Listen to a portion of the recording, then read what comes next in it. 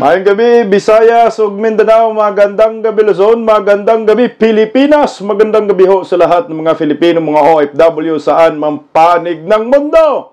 Patoplok yung matang budlat ni Palaka Awards. Welcome back muli dito sa Bisdak Pilipinas. Isipin nyo na lang po, live ho ito, live po, live. Magandang gabi ho sa lahat ng mga Skunyans, Duterte diehard supporters, Bantag supporters, sa lahat po ng mga KOJC, mga tutubo, saan mang panig ng Pilipinas. Kamusta na po kayo? Nako, Nimal, wag po nating tatantanan itong si George Garcia. Hindi po tayo papayag hanggat hindi mag-manual recount. Pambihirang buhay, oh. Sinungaling! Hoy, magandang gabi ho sa lahat na nakatutok ngayon sa Bisdak Pilipinas.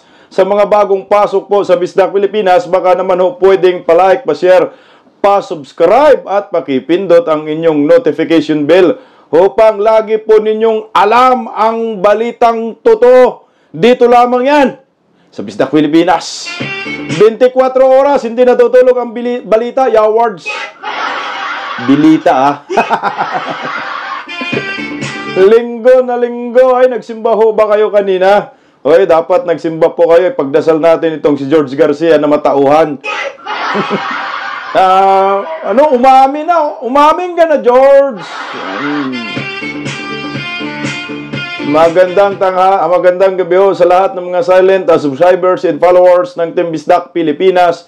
Mabuhay po kayo. Team Replay, magandang gabi. Sa lahat ng mga silent subscribers, maraming salamat to. Sa lahat po ng mga nagpapakulay, mabuhay po kayo. Aba, siyempre, maraming salamat sa mga nag-super thanks. Thank you so much. Maraming salamat po sa inyo. At inaanyayahan po namin kayo na sumama, makipag-diskusyon dito sa Bisdak Pilipinas. Magkomento po kayo. Babasahin ko po ang inyong mga comment dyan sa comment section random. Malay natin, isa na po kayo ang mababasa sa mga susunod na upload video po natin. Pa-share guys, patoplok! Oy! At maraming salamat, Ma'am Minda Makasakling, sa inyong super thanks. Thank you so much po sa inyo. O ito, basahin po natin ang mga komento ng bayan, tunay na pulso at boses ng mga ordinaryong Pilipino. Ito po nakarang upload nating video, ha. Sabi po ni Mama Minda Makasling, totoo yan, Bisdak, isa ang family ko na nakinabang sa malasakit center nung magkasakit at mamatay ang mother. Kaya mga kapatid ko at family ko talagang first si Senator Bongo. Pag-great Bisdak, birthday ko ngayon. Oy, 17. Oy, happy birthday po sa inyo, Ma'am Minda Makasling. Belated happy birthday po sa inyo. Ayan. Tingin, mabuhay ka, ma'am. At bigyan ka pa po ng malusog na pangangatawan at more blessings to come naman. At ayon naman kay Pinoy Farmers, congratulations sa ating lahat. Lalo na sa ating Dutertin sa Mindanao at Cebu, winner lahat ng senator candidate naman. At ayon naman kay Goldie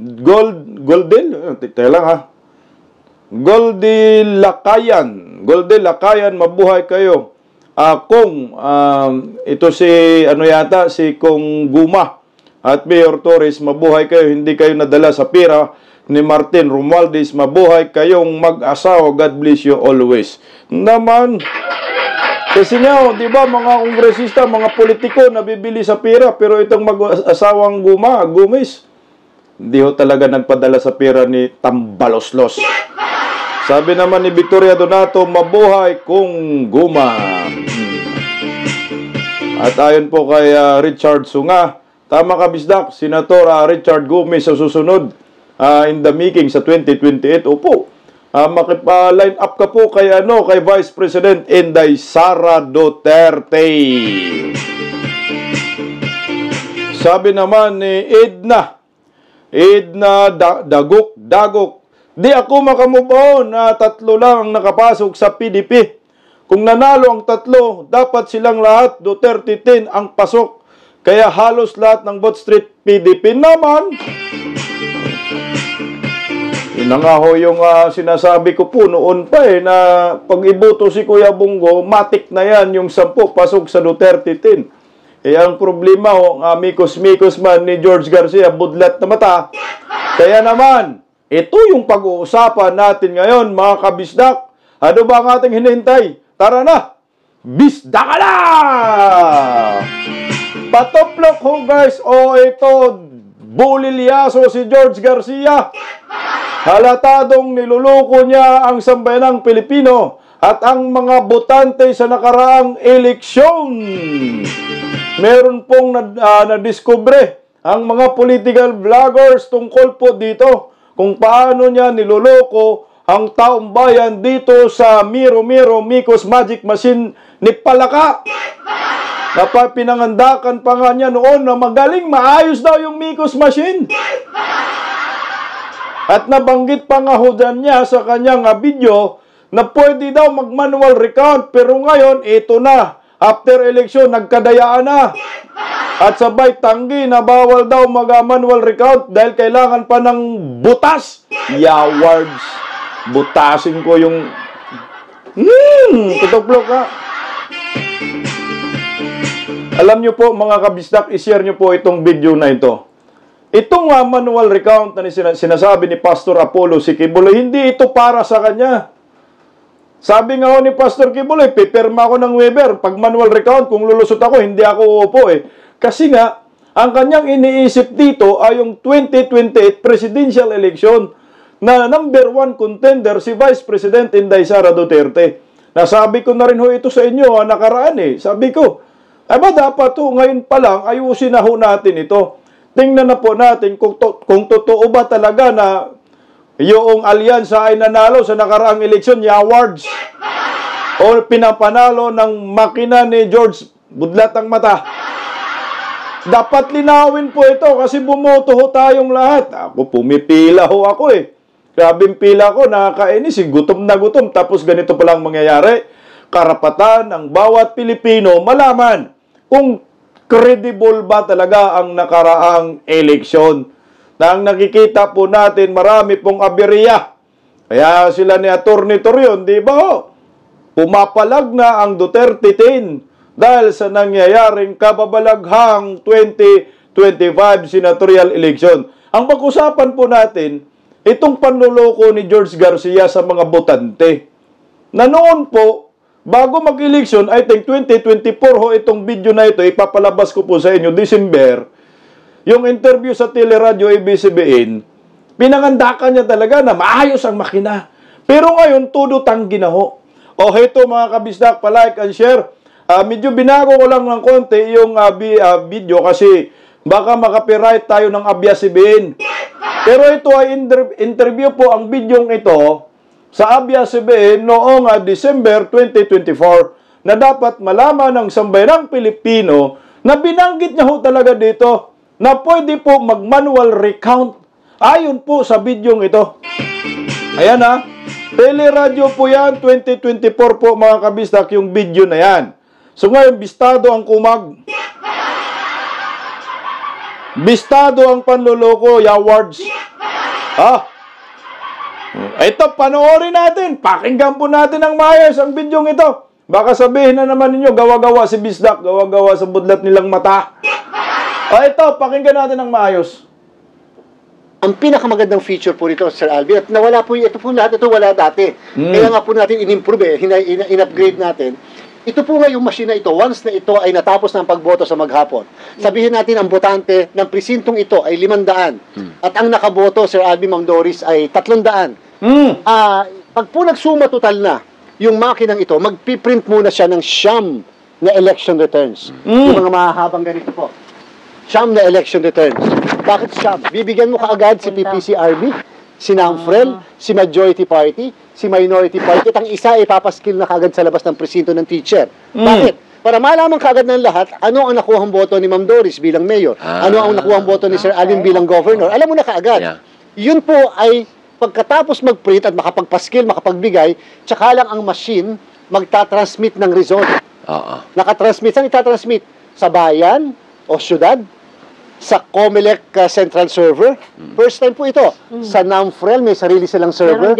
Sa PPCRB, may sariling server. Kami, media. Sa majority party, sa minority party, at sa media, may sariling server. Lahat ng media meron.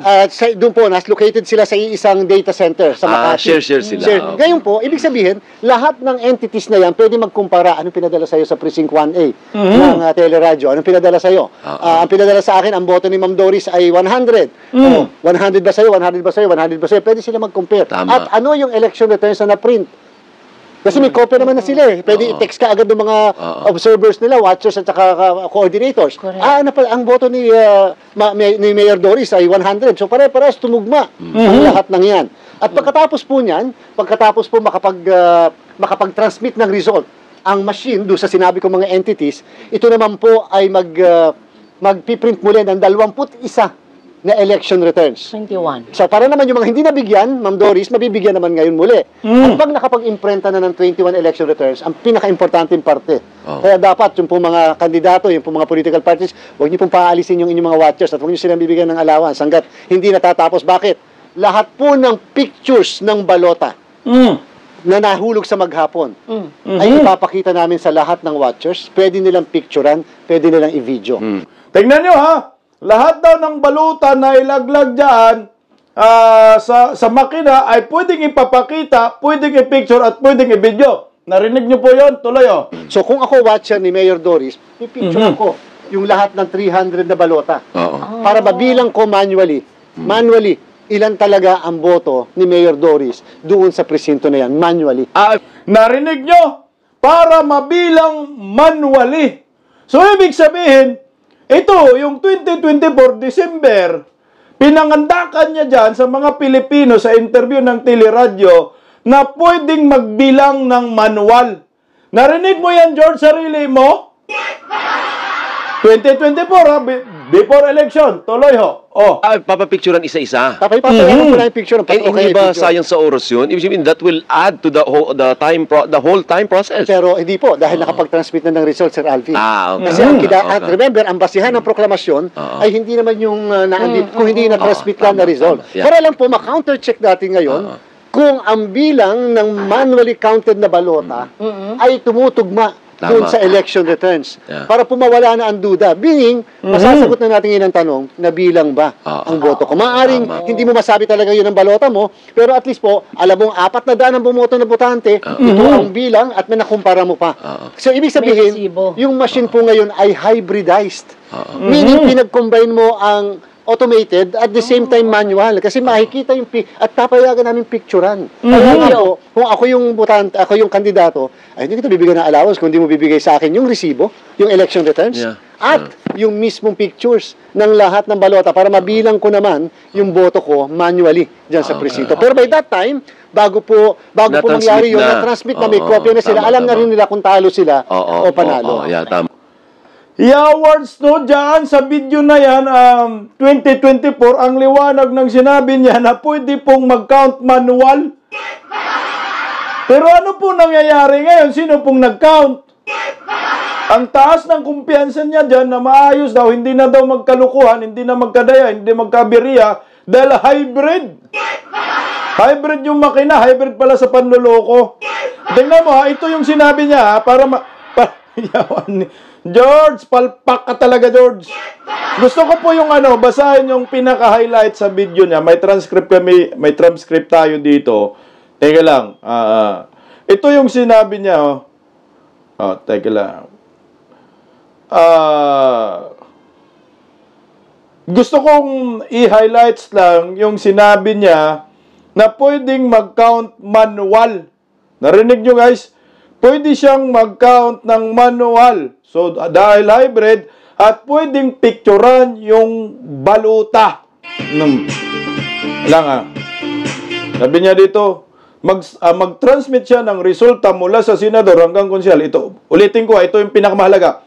Yung presinto, pagkatapos, sa video to niya, yan sa video, pagkatapos na ng kanyang pagbilang, mag-imprinta ng election returns at pagkatapos, mag-transmit siya ng result sa COMELEC, PPCRB, NAMPREL, media server. Meron pong Majority and Minority Municipal Board of Canvassers, NBOC. Mag-transmit siya ng resulta mula senador hanggang konsehal. Yan lahat sila makatanggap. Dapat pare-parehas ang natanggap niya mula sa mga presinto. At syempre, mag-transmit yan doon sa pinakabayan niya para naman mapoproklama ang pagkanbas ng resulta ng kanyang mayor, vice mayor, sangguniang bayan. At ang sinabi niya dyan, hindi daw magkakaroon ng dayaan dahil may manual, pwedeng mag-manual, magbilang ng manual. Yan sabi niya ha, manual count, yung mga boto pagkatapos, pwedeng videohan, pwede rin po picturean. Ang tanong, nag-manual count ba ang mga tao dyan sa presinto? Ito nga yung sinisigaw ng taong bayan, mag-recount ng manual. Pero ano nangyayari? Nagkabulilyaso na ho, itong eleksyon 2025, sa bidyong iyan, ipinangandakan na maayos yung makina. Ipinangandakan niya na hybrid dahil pwedeng manual sa pagbibilang. The point is, totoo nga ba? Totoo ba na pwedeng mag-manual count? Kasi kung totoo, inuumpisa na natin, George. O, tingnan mo, ito na po ngayon yung after election na sinasabi niya, wala na, nagbilang-bilang na, gawa-gawa na ng graph. Dahil marami ng overvotes na nangyayari, mantakin mo po yung overvotes. Napanood nyo po yung video natin kaninang tanghali, 18 million. Yung 18 million na overvotes, mga kababayan ko, nakatakot po yan. Ibig sabihin, 18 million na tanga ang mga Pilipino. Meron pala tayong 18 million na syunga-syunga nung bumoto. Napaka-imposible po lahat ng 18 million nag-overvotes. Ito ngayon, yung gusto nating matuldukan na dapat mag-manual recount. Dinabulilyaso na yung amicus-micus machine ni George Garcia dahil nagdagdag bawas na. So ito ngayon ang after election, panoorin nyo po. Magandang umaga. Maraming salamat sa pagsubaybay nyo sa ating halalan hanggang kagabi. Walang tulugan hanggang sa madaling araw kanina dyan sa ating monitoring center sa Chairman's Hall. Gusto ko lang magbigay ng pagpagliliwanag lang. Kasi nga, yung mga kanina kasing alas 2 na madaling araw, nagkaroon kuno ng dagdag bawas o nagkaroon ng pagbabawas ng boto. Una muna gusto kong liwanagin. Ang COMELEC, wala kaming pagsusuma total. Nakita nyo lahat yun. Wala kaming pag-ranking, hindi kami pwedeng gumawa nun. Bawal, sapagkat kami ay kami ang COMELEC and therefore dapat yung official yung pwede namin mailabas na kung sino yung mga number 1, number 2 hanggang number 12 at least sa senador at sino yung leading halimbawa sa parties. Wala po kayong makikita. Makikita nyo po sa website ng COMELEC real time. Ibig sabihin talagang hindi siya kulang sa oras o hindi siya late, kundi real time ay ang result ng mga election returns nang gagaling sa bawat presinto. Sige nga. Ang bawat isang presinto ay may isang election returns and therefore, kung meron kang 93,600 na precincts, dapat may papasok sa aming pong server na 93,600 na precincts o more or less, sabihin na po natin 94,000 na presinto. So wala po. And therefore, yung mga lumalabas po na figures na may suma total, may ranking ng kandidato, hindi po sa amin galing yon. Ibang entities po ang pinanggagalingan nun dahil bawal po kami. Sa amin, kalokohan! Hindi daw galing sa kanila yung ranking, pero ang sabi niya, nung unang video na pinalabas natin, yung presinto pagkatapos ng kanyang pagbilang, mag-imprinta ng election return, pagkatapos mag-transmit sa result sa COMELEC, PPCRB, NAMPREL, media server. Bakit itinanggi niya na hindi nanggagaling sa kanila yung ranking? Kayo nga, kasama kayo sa pag-transmit. Ano yun? Hindi ninyo alam? Hindi kayo transmitan ng result? PPCRB lang, NAMPREL, media server. Palusot, George! O, ito sinabi mo, nung unang video na yung, sabi niya, yung presinto, pagkatapos ng kanyang pagbilang, mag-imprinta ng election return, at pagkatapos, mag-transmit siya ng result sa COMELEC. Saan mag-transmit? Sa akin. So, pag-transmit sa inyo, Hindi alam ninyo ang ranking. Nanggagaling yan sa inyo. Saan ba nanggagaling yung transmission? Sino ba nag-operate ng election? Di ba Comelec? Alangan naman ako. Alangan ng mga media. Alangan ng PPCRB. Kayo, nanggaling sa inyo, bulilyaso lang yung inyong ranking. Pwede niyong alamin na ipadala na ba ang presinto ng bayan na to? Ano ba talaga ang boto sa Nawala audio. nilalabas? Yan po yung galing sa aming server. Ito ko lang pong paliliwanag sa inyong lahat, inyong mamarapatin. Sabihin na po natin na yung mga bilog na yan, Ito ang na, mga presinto ng bawat isang bayan. Nag-drawing Sabihin na na. po natin na yung buong square na yan, yan ang isang bayan. Okay po. Pakinggan Yung bilog natin na yan, isa. pagka yan ay nakatapos, yung presintong yan, pag nakatapos na ng kanyang pagbilang, mag-iimprenta ng election returns, yung sabi ko nga sa inyo, siyam, at pagkatapos, magtatransmit siya ng result. So yung dalawang ito, magtatransmit ng result sa Comelec. Ang tawag po nito, servers. Transparency Servers Comelec. Magtatransmit po siya sa PPCRB. Magtatransmit media Panoorin natin guys ha. server. Meron pong majority at saka minority. Yan. Minority. So, ibig sabihin, ito po, direct na magtatransmit, pero Municipal Board of Canvasser. MBOC. Okay. O kaya CBOC. Magtatransmit siya dyan, doon, dito, yan, dyan.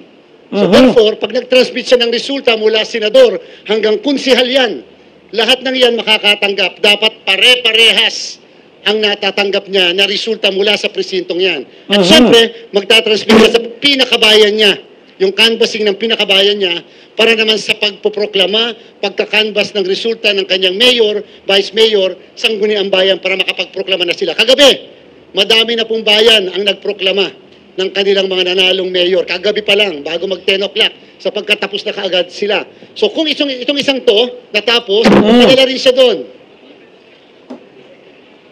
Panoorin natin guys Padala ha. rin po siya dyan. Ngayon, yung bawat entities na to, yung Comelec, real-time kami. Kung anong pinadala sa presinto, automatically converted into human-readable data. Kaya kung nakikita nyo kagabi doon sa Comelec website, nababasa nyo kagad kung anong figures, anong photo, human-readable data. Okay po. Yung pong sa NAMFREL, PPCRB Media, Majority-Minority, hindi siya real-time kaagad. Kasi kinakailangang iproseso yung data na natatanggap nila. Kasi pag pinadala yung data, ang data na pinapadala ay ang tawag dyan, machine-readable. Hindi daw real time yung PPCRB no at NAMFREL at media. Pero lumalabas na mas real time pa ang PPCRB, media at NAMFREL dahil mas updated yung bilang nila. Tingnan mo ha. Sino ngayon yung hindi real time? Kayo Comelec? Bakit? Dahil naglinis kayo. Panoorin natin sa dulo, inamin niya doon sa dulo, tingnan mo. So, kinakailangang iproseso. So, sabihin na po natin na nakapagpadala na ng 2 presinto. So, sa first 15 minutes, ang matatanggap ng lahat ng entities, tigda 2 precincts. Okay po. Sa amin, kita nyo kagad yung boto. Dito sa mga entities na to, baka hindi nyo pa kagad makita ang boto, baka ma-delay ng konti, kasi nga ipaprocess pa nila. Wow ha! Yung entities na ito, yung tinutukoy niya, NAMFREL, PPCRB, media, yun pa daw yung delay. Lumabas ka, kayo ang delay. Kayo yung delayed. Hindi yung PPCRB, NAMFREL at media, dahil ang media, nagpalabas na po sila, NAMFREL, ng boto, mantakin mo, si Kuya Bungo, 26 million na eh. Naglabas kayo ng datos, 21 million. Ano nangyari sa umaga? Nagbawas kayo 5 milyon. Lumusot pa si George dito. O ito. Para maging human readable. Kailangan meron silang program para ma-process into human readable data. Okay po? Ngayon, yung media server, dyan kumukuha si 1, si 2, si 3, si 4, si 5, and so on and so forth na mga media. So bahala na kayo, yung mga nire-representa nyo, maaaring dito po kumukuha. Ngayon, kung sa second 15 minutes, ito yung first 15 minutes, sa second 15 minutes, may panigbago na namang 3 na presinto ang nakatapos, nangangahulugan, padala uli, pero ang matatanggap nitong mga entities na to, PPCRB, NAMFREL, Media, Majority, Minority, magiging 5 na presinto. Kasama yung unang 2 na naipadala na. Okay po? At Teka. Bakit magiging 5? Bakit sinabi mo magiging 5 at kasama yung 2 na nauna ng pinadala?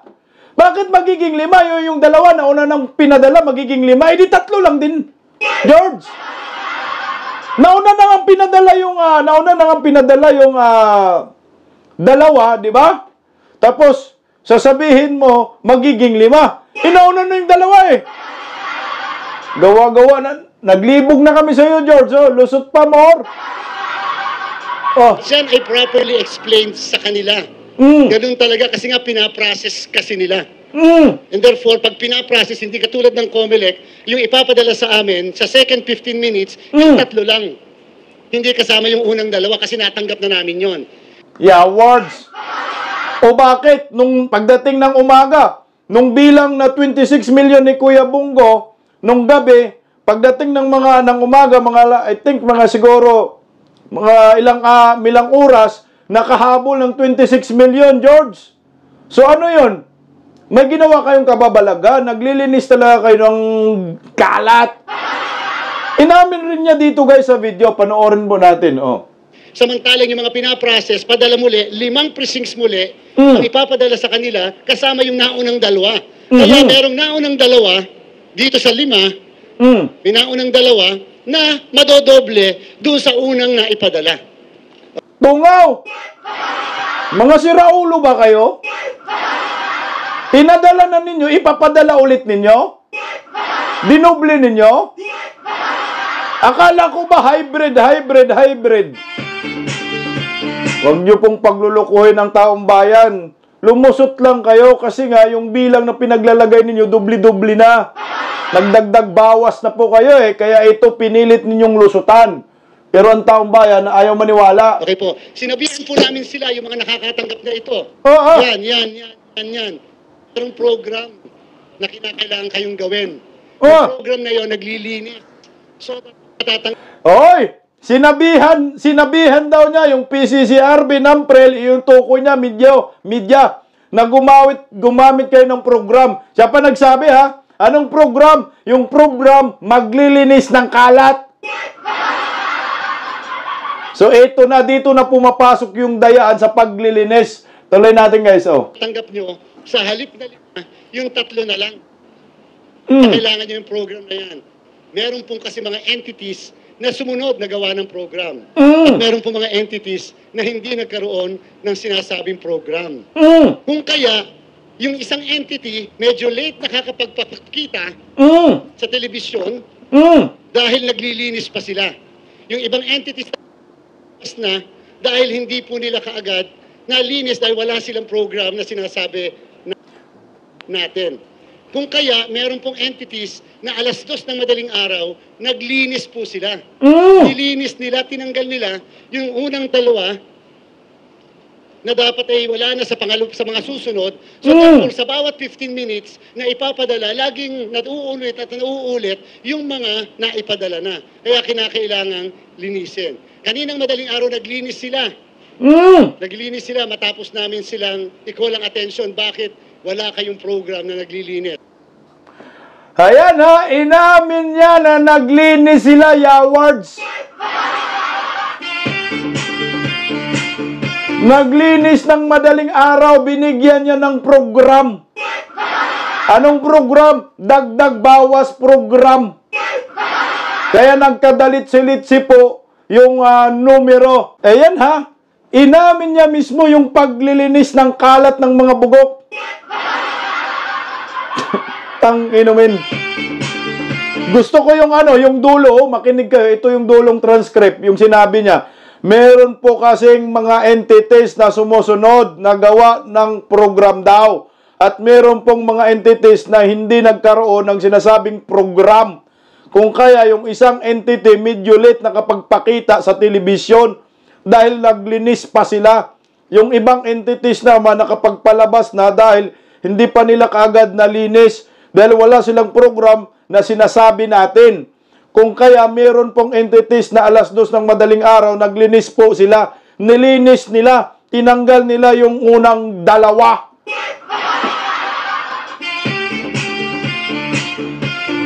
So malinaw, maliwanag yung paglilinis ng kumilik ng kalat nila. Kaya nagkaroon ng dagdag bawas. Nabulilyaso ang Micos machine ni George Garcia na 3.5 version na hindi audited dahil 3.4 version lamang ang audited.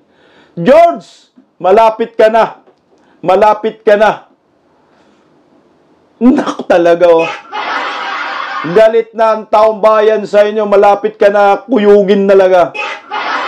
Ang liwanag guys, galing sa mga bunganga. Ano yung ginamit nilang panglilinis? Ano? Toilet bowl cleaner? Sumabit kayo dito sa panluloko ninyo sa mga botante. Kaya naman, ang Duterte PDP ay nananawagan ng manual recount sa pangunguna ni Pastor Apollo C. Quiboloy. At pinagdibatihan po yan eh. At ang sabi ni George, nung unang video na pinalabas natin, maliwanag sa sinabi niya na pwedeng magkaroon ng manual recount. Bibidyohan, pipicturean yung mga baluta pagkatapos magbuto. Bago i-transmit, nagmamanual count na. Pero ngayon, bakit nagkaroon ho ng problema ng sinisigaw na ho ng kampo ng Team Duterte sa pangunguna ni Pastor Apollo C. Quiboloy na mag-manual recount? Anong sabi niya? Kung mag-manual recount, kailangan ng bagong batas umano. Kailangan din ng budget kasi sinong magre-recount? Sinabi na ho yan ni Atty. Torion, may batas na po patungkol ho dyan eh. I-implement mo na lang, ano bang batas? I-implement mo na lang ho yung naturang batas at hindi daw malaki ang gastos ng pag-manual recount dahil sinabi rin niya sa una pang video na pinalabas natin last year 2024 na po pwede talaga mag-manual recount. Oh. Di ba? Section 31, Republic Act 9369. In the Philippines mandates the manual counting of votes within the automated election system. It requires that during the counting, the chairman, poll clerk, and third member of the board of election, inspectors read the individual ballots aloud and manually tally the votes in view of watchers and the public. This ensures transparency and verifiability despite the use of vote counting machines or automated counting machines. O paano yan, George? Wala ka nang lusot dito, yawards. Kaya, pakinggan po muna natin guys, itong balitang ito. Sino ba dapat ang makinabang dito? Bakit ba nanawagan si Pastor Apollo C. Quiboloy ng manual count? Pakinggan po muna natin balitang ito. Patuplok nga guys, pa-share. Muling iginiit ni Pastor Apollo C. Quiboloy na mahalaga ang panawagang manual recount ng resulta ng halalan, hindi para sa kanya kundi para sa mga Pilipinong gumugol ng panahon para marinig ang kanilang boses na naghahangad ng tunay na pagbabago. Narito ang balita ni Hannah Jane Sancho. Hindi matatawaran ang mga ulat ng aberya at problema sa pagboto sa nakaraang halalan. Kabilang dito ang mga hindi binabasang balota, hindi tugmang pangalan ng mga ibinoto at maging ang pagtagas ng tinta mula sa pang-shade na ginamit sa balota. Ang lahat ng ito ay mga insidente na nagdulot ng matinding pangamba sa kredibilidad ng resulta ng eleksyon. Kabilang sa mga nakaranas ng problema ay si Atty. Raul Lambino, isang senatorial candidate na mismo ay nagkaroon ng aberya sa kanyang pagboto.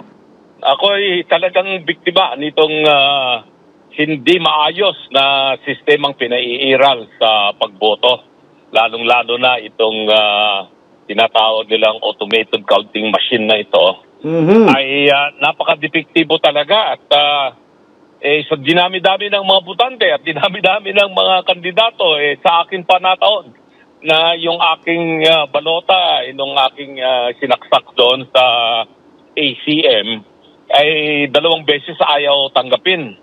Sa kabila ng paulit-ulit ng pagsubok ng ipasok ito ng mismong Board of Election Inspector, lumabas na blanco ang resibo na patunay ng problema sa sistema. Dahil dito, muling hinimok ni Pastor Apollo C. Quiboloy ang COMELEC na gamitin ang motu proprio powers nito para magsagawa ng manual recount of votes. Correct. Naniniwala si Pastor Apollo ng anumang duda sa resulta ng halalan ay nararapat lamang linawin upang maitaguyod ang integridad ng proseso at maibalik ang tiwala ng mamamayan sa sistema ng elektoral. Ang proposal na nga natin, specified places lang, maski 10. 10 places specified, 5 cities, 5 probinsya. Ayun. Oo. Yan. Pero tayo ang pipili, hindi ang COMELEC. Tayo ang pipili. Kaya para, klaro, may transparency talaga. Yun lang ang hingi ni Pastor. Transparency. Because we owe it to the people that the Commission on Elections should be transparent in its processes. Ayon kay Atty. Ezra Elito Torreon, tagapagsalita ni Pastor Apollo C. Quiboloy, hindi lamang ito panawagan, kundi isang hamon sa COMELEC para patunayan ang kanilang mandato na protektahan ang sagradong boto ng bawat Pilipino. It is the only agency empowered by the 1987 Constitution to administer and supervise the election of our Republic of the Philippines. And since there is grave doubt insofar as to its integrity is concerned, then they should correct the doubt. They should institute measures on its own so that the doubt of the people will be erased or at least minimized. Binigyan diin Torreon na ang panawagan para sa manual recount ay hindi lang naman para sa kapakanan ng ilang kandidato, kundi para sa mga Pilipinong nagnanais na malinis at mapagkakatiwala ang eleksyon. Anya, ang anumang pagdududa sa resulta ng botohan ay posibleng makaapekto sa tiwala ng mga tao sa susunod pang halalan sa 2028 at kinakailangan umaksyon ng COMELEC para maibalik ang kumpiyansa ng publiko. That would really have an impact insofar as the credibility of the next elections that will be conducted, specifically the 2028 elections. And we are hoping and praying really that the Commission on Elections will do something about this. Ang boto ng bawat Pilipino ay sagrado. Ito'y simbolo para sa mas maayos na kinabukasan kaya't anumang pagdududa ng pandaraya o pagkasayang ng kanilang boto ay hindi maaaring ipagkiwit palikat. Ayon kay Pastor Apollo C. Quiboloy, ang panawagan para sa manual recount ay isang paninindigan na dapat maging malinaw at tapat ang bawat bilang para maibalik ang tiwala ng mamamayan sa halalan. Para sa Diyos at Pilipinas kumahal, ito si Hannah Jane Sancho, SMNI News.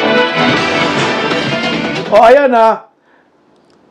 Guys, suportahan natin tong manual recount. Bakit to?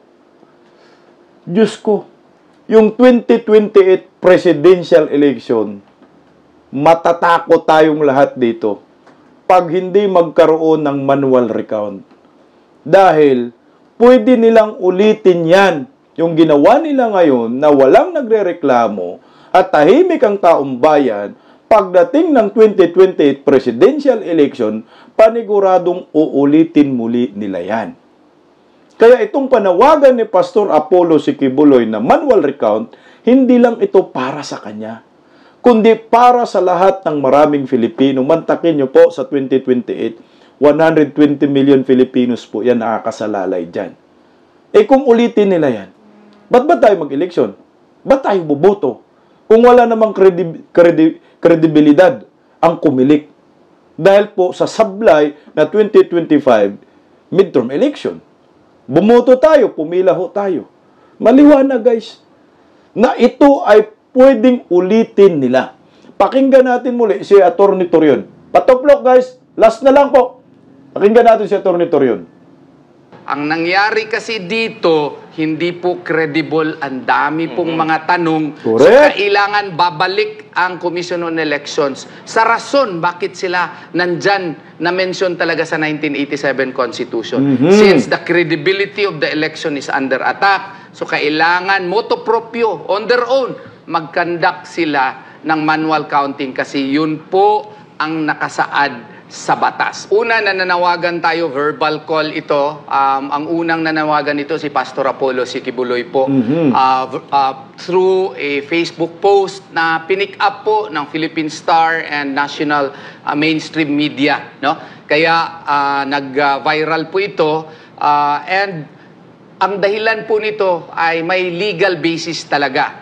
And nung na-discuss natin ito sa ating mga kasama, sa Duterte, yung Duterte 7 po, lahat po ay nag-agree kaya naggawa kami kanina ng press conference, no, na pag-agrihan ng grupo na dapat suportahan yung pananawagan ni Pastor Apollo Sikibuloy. Now, verbal call pa lang yan. Later on, pina-finalize natin yung manifestation. Una, hiwalay yung opinion ng grupo. Supposedly, manifestation with motion to suspend proclamation. After much discussion po, baka sabihin po ng mga nasa kabilang kampo na, surloser lang yan kasi mga talunan yan. Kaya, ipapasuspend nila yung proclamation. Naging unanimous yung decision na i-follow din si Pastor Apollo Sikibuloy. Ay, ano yun? Na maski i-conduct yung manual counting, kung aakyat yung boto nila, hindi sila uupo.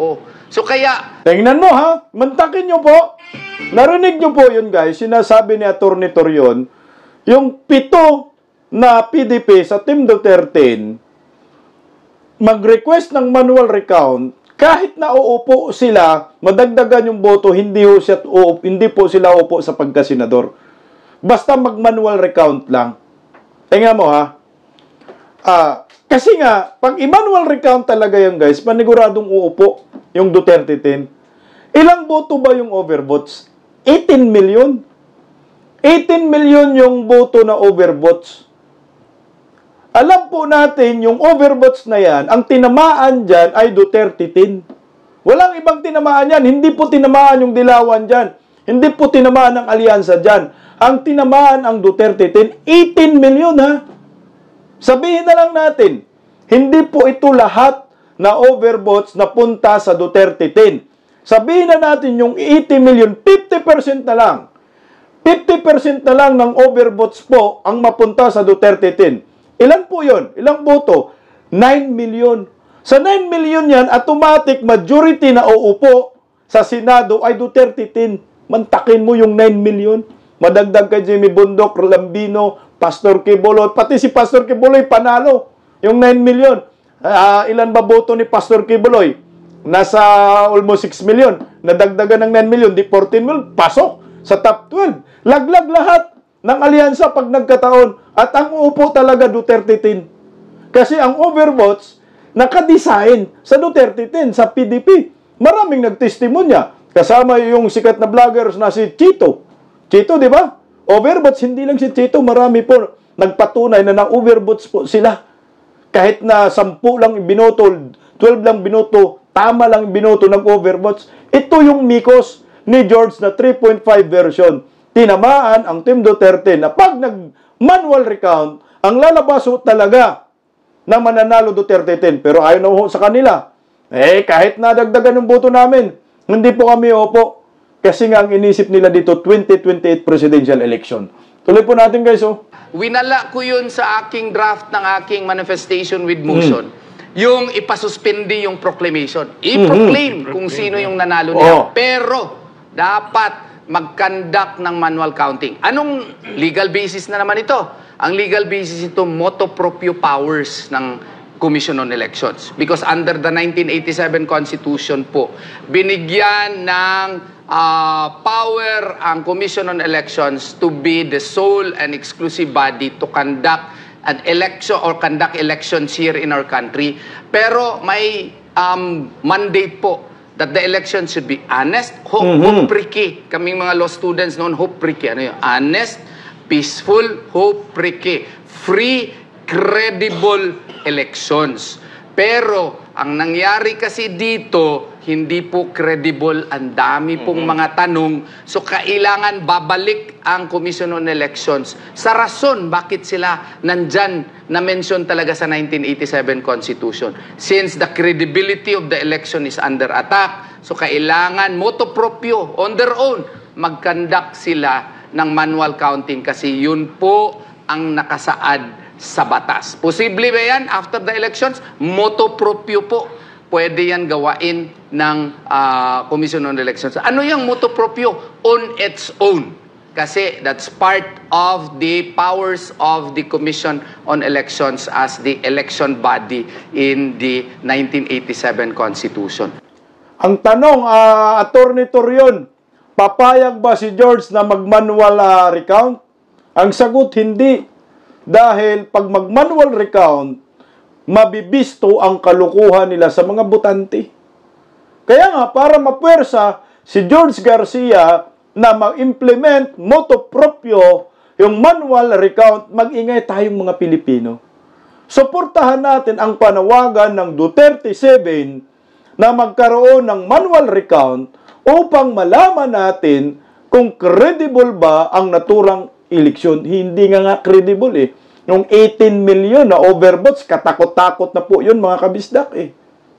Kaya ayon kay Vice President Inday Sara, ang kanyang senador, ang puso pa rin niya ay ang Duterte. Panoorin po natin, pakinggan si Vice President Inday Sara. Kunti lang ho guys ito. Tika lang, hindi ko naayos. Kinggan natin guys, kunti Inday. Sa ako ang statement, no, it was not what we expected. We expected more candidates from PDP to win. Pero in my heart, they already won. I listened to their campaign speeches. Once lang ko nakapaminaw sa ilahang mga campaign speeches. Kanto lang meeting the Avance. And I was proud of them. No, they know what they wanted. They know what they wanted for the country. And they fought for it. So in my heart, they won. And hopefully, kung naaman sila, kung meron man silang nakita na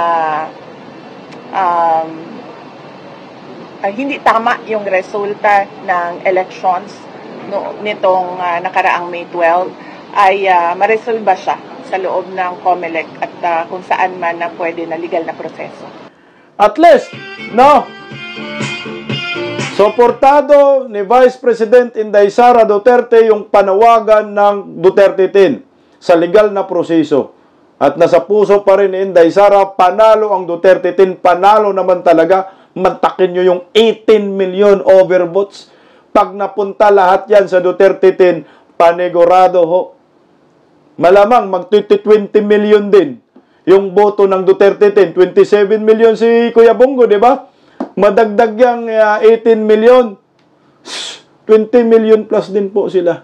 Duterte 10. Kaya talaga, kailangan mag-ingay ang taong bayan. Suportahan natin ang panawagan ni Pastor Kibuloy, panawagan ng Duterte 10 na manual recount para malaman po natin ang katotohanan. Itong si George Garcia, George, umamin ka na. Kaysa kami pa ang maghahanap ng mga paraan para mapaamin ka. Baka magaya ka kay Andy na magtatago ka. Hindi credible ang eleksyon para sa amin. Ngayon, para magiging credible sa mata ng maraming Pilipino at mga botante, manual recount, nasa batas naman ho yan. Ayan po mga kababayan ko, kailangan nga ba mag-manual recount na po para sa 2028 senatorial election. Kailan kaya kakanta itong si George Garcia? Saka na kaya kakanta ito pag naipit na? Sa mga Pilipino, makisawsaw, makipagdiskusyon dito sa Bisdak Pilipinas. Mag-comment po kayo sa comment section. Mahalaga po ang boses ng ordinaryong Pilipino. Baka sa susunod na upload video po natin, yung komento nyo ay mababasa po natin dito sa Bisdak Pilipinas. Pa-like guys, pa-subscribe sa lahat ng mga bagong salta sa Bisdak Pilipinas, pa-share, pakipindot ang inyong notification bell. At maraming salamat po sa mga nag-super thanks. Thank you so much po sa inyo. Hanggang sa muli, see you po muli bukas alauna.30, alas 2 ng hapon dito sa Bisdak Pilipinas. Magandang gabi. Happy Sunday to all. Bisdak Pilipinas. God first. Maraming salamat. Mabuhay po tayong mga Pilipino.